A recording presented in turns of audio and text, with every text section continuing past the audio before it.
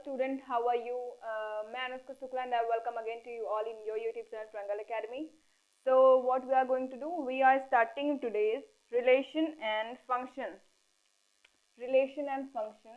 chapter.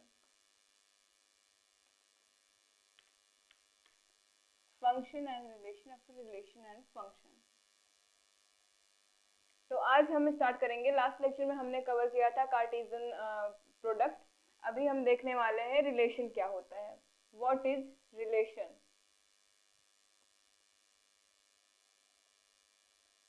Relation कहते किसको हैं, हम इस लेक्चर में देखने वाले हैं। तो रिलेशन कहते हैं if x and y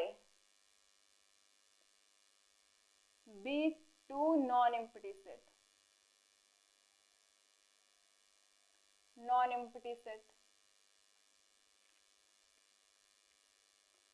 and r is, आप स्मॉल r लिखिए फिर कैपिटल R में कर देती हूँ, r is subset of x cross y। r किसका सबसेट है, x क्रॉस y का। सो r is known as relation। तो हमारा r क्या होगा, r हमारा होगा रिलेशन। कैसे, क्या बोला क्या गया इसमें, अगर आपके पास कोई x है और कोई y, ये दो आपके पास सेट हैं, कैसे हैं, नॉन एम्प्टी, ये आपके दोनों सेट है non empty, and r is subset of x and y।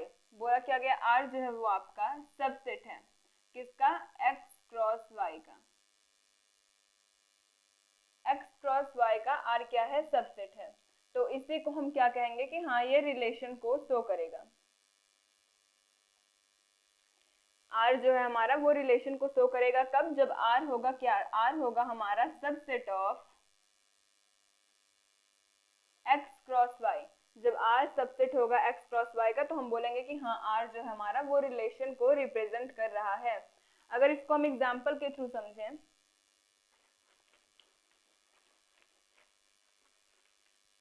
हम लेते हैं कि हमारे पास कोई सेट है x जिसके अंदर के एलिमेंट हैं x1, x2, x3 और y हमारे पास दिया गया है, कैपिटल Y सेट लिख रहे हैं तो कैपिटल में लिखना पड़ेगा, capital Y is equals to y1 y2, right.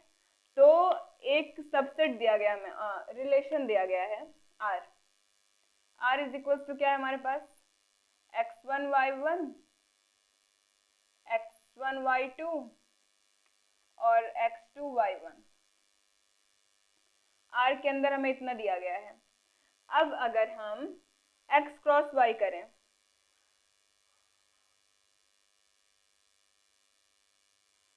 अगर हम x क्रॉस y करेंगे तो हमें क्या मिलेगा, x1 y1, x2 y2। Last lecture अगर आप देखेंगे तो मैंने उसमें x क्रॉस y करना आपको सिखा रखा है, तो अगर आपको नहीं आता तो आप प्लीज जाके प्रीवियस लेक्चर को जरूर देखें। तो कैसे करें हम, x1 का एक बार y1 के साथ में करेंगे, फिर x1 का एक बार y2 के साथ में, ऐसे ही x2 का एक बार y1 के साथ में, फिर x2 का एक बार y2 के साथ में, x2 y1, x2 y2। अब x3 का करना है हमें, x3 y1, x3 y2, right. कर दिया हमने इन सब का। अब देखेंगे अगर हमें r मिलेगा subset of x cross y का, तब हम बोलेंगे कि हाँ ये एक रिलेशन है, ये एक रिलेशन को शो कर रहा है। r की यही एक प्रॉपर डेफिनेशन है, अगर आप बुक से लर्न करेंगे तो आप कंफ्यूज हो जाएंगे। मैंने ये सिंपल वे में आपको बताया कि अगर r सबसेट होगा x क्रॉस y का तो हम बोलेंगे कि हाँ r एक रिलेशन है। तो अब देखना ये है कि क्या ये r जो है वो इसका सबसेट है कि नहीं। सबसेट मीन्स उसके अंदर के कुछ r के अंदर के जो एलिमेंट्स होंगे वो आपके x क्रॉस y में होने चाहिए, तभी ये सबसेट होगा। अब देखते हैं x1 y1 है, हाँ x1 y1 है। फिर x1 y2 है, x1 y2 है, यहाँ x1 होगा, x1 y2 है, x2 y1 है, हाँ x2 y1 है, मतलब इसके एलिमेंट जो है वो इसके अंदर आ रहे हैं। तो इसका मतलब क्या हुआ कि R जो है आपका वो सबसेट है x क्रॉस y का, तो ये R आपका रिलेशन शो करेगा, ये R जो है आपका वो रिलेशन शो करेगा। तो रिलेशन की डेफिनेशन यही होती है कि अगर हमारे पास दो सेट हैं x एंड y, कैसे हैं, नॉन इम्पटी, मतलब उसके अंदर एक दो एलिमेंट होने चाहिए, इम्पटी नहीं होना चाहिए, नॉन इम्पटी। तो R सबसेट होगा अगर x क्रॉस y का, तो बोलेंगे कि हाँ R जो है वो रिलेशन है। आप इसको नोट करिए।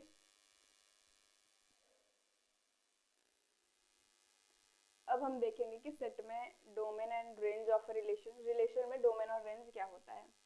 तो डोमेन कहते किसको है, मैं आपको बता दूं। डोमेन की डोमेन को मैं आपको लिख के बताती हूँ, उसे डी से रिप्रेजेंट मैंने कर दिया। डी इज इक्वल टू क्या होगा, x such that x belongs to A and x comma y belongs to R. For some means for some values y belongs to B. क्या मैंने लिखा, D is equals to x such that x belongs to A and x comma y belongs to R for some values of y belongs to B. इसका मतलब क्या हुआ, हमारे पास कुछ relation में दिया गया है x comma y, जो किस में बिलोंग कर रहा है, रिलेशन में, x comma y हमारा रिलेशन में बिलोंग कर रहा है। तो ये क्या है, फर्स्ट कोऑर्डिनेट है,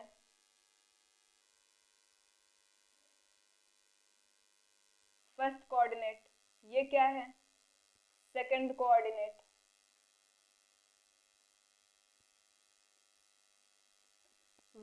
y हमारा सेकंड कोऑर्डिनेट है और x हमारा फर्स्ट कोऑर्डिनेट है। अगर फर्स्ट कोऑर्डिनेट x जो है वो a में बिलोंग कर रहा है, a क्या है हमारे पास, एक सेट,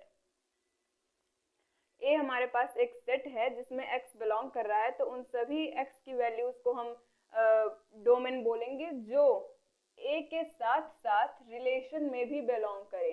a में तो कर ही रहा है आपका, रिलेशन में, इन दोनों में अगर बिलोंग करेगा तब हम बोलेंगे कि हाँ वो डोमेन है। जैसे अगर हमारे पास सेट A है, A में हमारे वैल्यूज क्या है, 1 2 3, और रिलेशन हमारे पास है 1 2, ये रिलेशन समझ लेते हैं 1 2 है।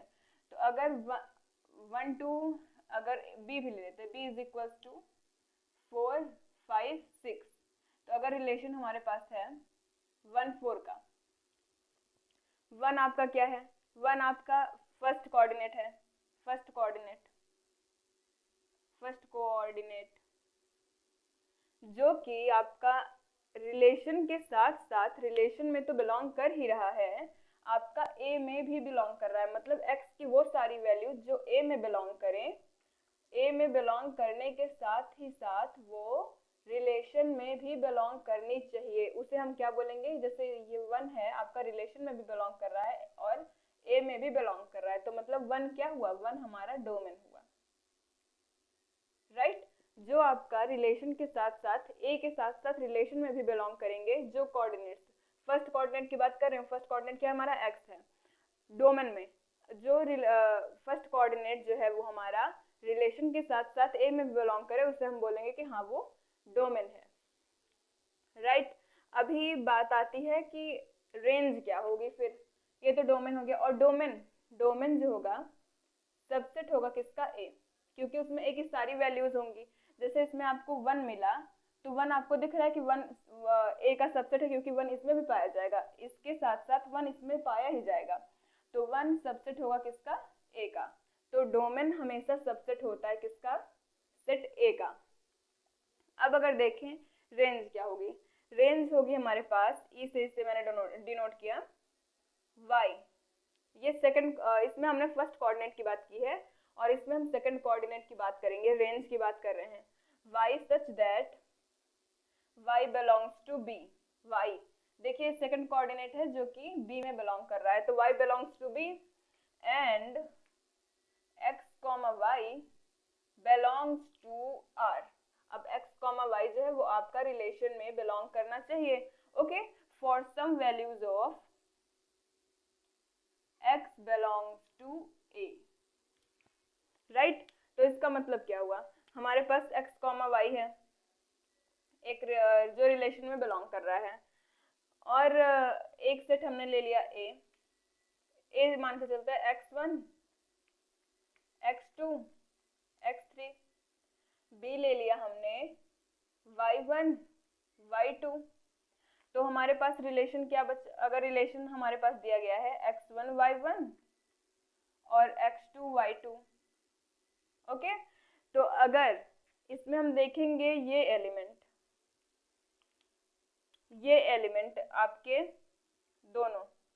ये दोनों के दोनों एलिमेंट y1 और y2 ये आपके बिलोंग करते हैं रिलेशन में बिलोंग कर रहे हैं, और साथ ही साथ में y1 and y2 belongs to B also, आपके B में हैं ही, आपके रिलेशन में भी हैं।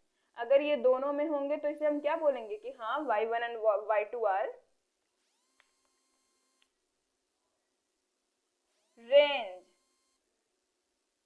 y1 और y2 क्या होगा हमारे पास, y1 और y2 होगा रेंज, ऑलराइट। तो क्या देखा हमने रेंज और डोमेन में कि x such that x belongs to A and x, y belongs to R for some y belongs to B, मतलब y की कुछ भी वैल्यू के लिए अगर आपका x जो है वो A में बिलोंग करता है और x आपका R में बिलोंग करता है, तो उस x को हम क्या बोलेंगे कि हाँ ये वाला x जो है ये डोमेन होगा। सिमिलरली y में देखना है, हमें सेकंड कोऑर्डिनेट में देखना है, किसका सेकंड कोऑर्डिनेट, ऑर्डर्ड पेयर का सेकंड कोऑर्डिनेट। अगर देखें y जो है आपका B में बिलोंग कर रहा है और साथ ही साथ में y आपका रिलेशन में बिलोंग कर रहा है, तो बोलेंगे कि हाँ y आपका रेंज है। और रेंज में क्या होता है, रेंज जो होता है हमारा सबसेट होता है B का, ये होता है A का क्योंकि इसमें हम x के कोऑर्डिनेट्स को ले रहे हैं, और ये होगा B का क्योंकि इसमें हम y के कोऑर्डिनेट्स ले रहे हैं। तो रेंज सबसेट होगा B का और डोमेन सबसेट होगा A का। आप इसको नोट करिए। अब देखते हैं कि एग्जाम्पल के थ्रू हम समझेंगे कि डोमेन और रेंज होता क्या है। जैसे यहाँ पे दिया गया है एक सेट ए में कितने एलिमेंट्स है, 4, कौन कौन से, 1 2 3 एंड 4, एंड एक दूसरा सेट आपको दिया गया है बी में कितने एलिमेंट है, 3, ए बी सी, राइट। और मानते हैं कि हमारे पास रिलेशन क्या है, आर रिलेशन है, उसमें क्या क्या एलिमेंट्स हैं, एक ऑर्डर्ड पेयर में है 2a 4a एंड 4c, आपको इतने दिख रहे हैं। अब अगर हमसे पूछा कि बताइए डोमेन क्या है, डोमेन इज व्हाट हियर, तो हम क्या बताएंगे कि डोमेन में क्या था हमारा, x such that x belongs to a, जो a में बिलोंग करे, right, and also belongs to relation r, उसे हम क्या बोलेंगे, डोमेन। तो यहाँ पे हमारे पास क्या है, यहाँ पे आपको 2 दिख रहा है, 2 इसमें भी है, 2 कॉमन है, मतलब 2 डोमेन में आएगा, 2 हो गया। अभी क्या है, 4 है, 4 इसमें भी है और 4 इसमें भी आपको दिख रहा है, तो 4 भी डोमेन में आएगा, राइट, 4 भी डोमेन में आएगा।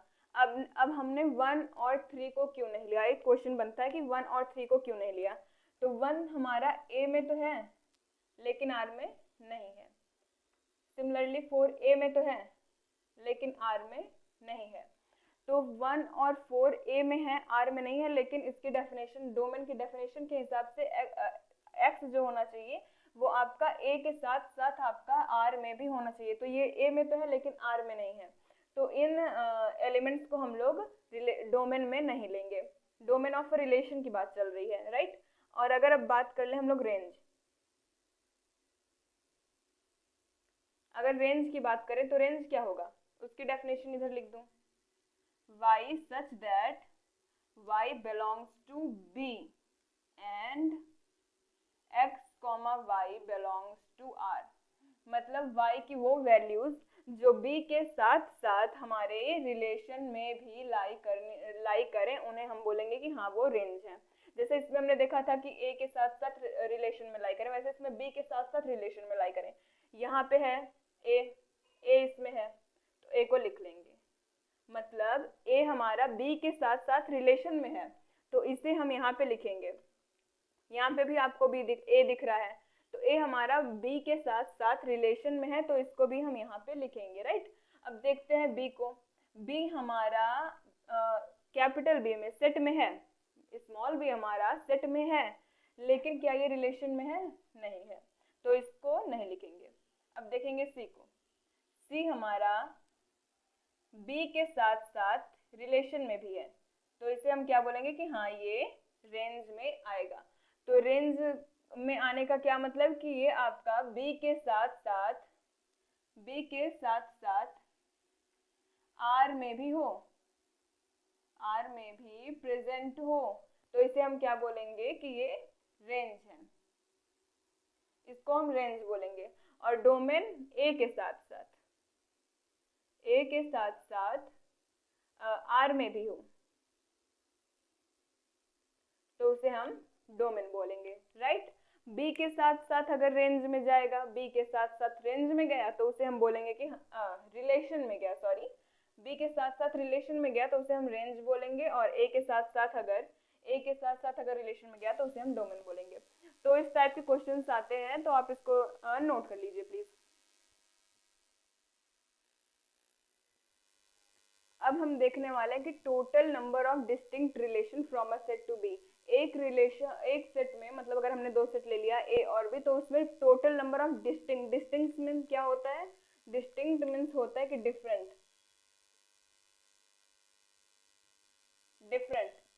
Total number of different relation from a set to B. तो क्या होगा इसका? Let a set A, small में लिखेंगे, a set A has n element, या फिर m एलिमेंट ले लें, m element, and a set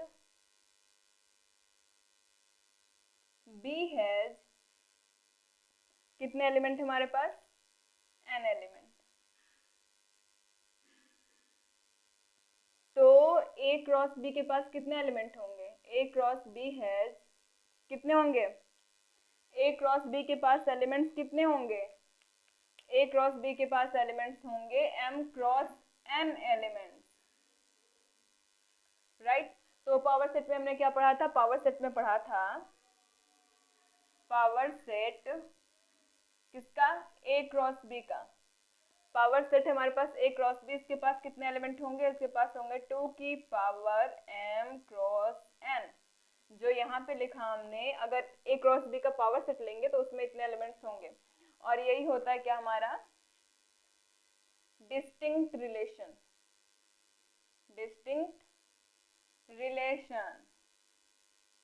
समझ में आई बात? देखिए, अगर आपके पास दो सेट दिए गए, एक सेट दिया गया आपको ए और दूसरा सेट आपको दिया गया है बी, और एक सेट के पास है आपके m एलिमेंट और दूसरे सेट के पास है n एलिमेंट, और आपसे पूछ लिया गया कि पूरे सेट में, दोनों सेट में डिस्टिंक्ट रिलेशन यानी डिफरेंट कितने रिलेशंस हो सकते हैं। तो उसमें आप क्या करेंगे? आप करेंगे सेट ए के पास m एलिमेंट है, सेट बी के पास n एलिमेंट है, और a क्रॉस b के पास कितने होंगे? a क्रॉस b के पास m क्रॉस n हो जाएंगे एलिमेंट्स, राइट। तो power set of a cross b को ही हम बोलेंगे कि वो डिस्टिंक्ट रिलेशन को शो करेगा, ये चीज आपकी डिस्टिंक्ट रिलेशन को शो करेगी। तो 2 की पावर m क्रॉस n। अगर एक एग्जांपल के थ्रू देखें, a है हमारे पास 1 2 3, b है हमारे पास 3 4, और a क्रॉस b में कितने हो जाएंगे हमारे? इसमें कितने एलिमेंट हैं? 3, 1 2 3। इसमें कितने एलिमेंट हैं? 2। तो a क्रॉस b में कितने हो जाएंगे? 3 क्रॉस 2 इज इक्वल्स टू 6।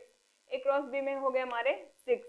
तो इसमें डिस्टिंक्ट रिलेशन इस वाले सेट में कितने होंगे? 2 की पावर 6, राइट। 2 की पावर 6, ये क्या शो करेगा आपका? Distinct relation. कैसे फाइंड आउट करेंगे? आपके पास ए में कितने एलिमेंट हैं, बी में कितने एलिमेंट हैं, उसका प्रोडक्ट निकालेंगे आप, और उसका 2 की पावर 6 करके, यानी पावर सेट को, इसके पावर सेट का एलिमेंट्स को फाइंड आउट करेंगे, वही हमारे डिस्टिंक्ट रिलेशन को शो करेगा।